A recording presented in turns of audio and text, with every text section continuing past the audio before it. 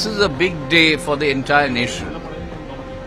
Subhash Chandra Bose was the liberator of India, and for the last 70 years, the nation was awaiting to know the truth of what happened to Subhash Chandra Bose after 18th of August 1945. Today it's the first time in the history of India that Narendra Modi has positively responded. So today I think should be declared as a day of transparency.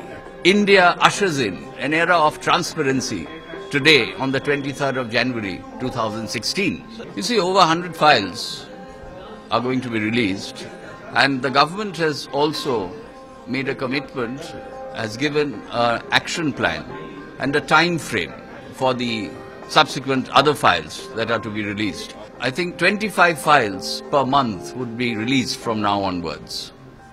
So let us wait, let us see what are there in these 100 files. But you see, we have to see this in totality. It is not only the files which exist within the country. We need to see the KGB files. We need to see the files which exist with foreign nations, primarily Russia, Germany, Great Britain and Japan.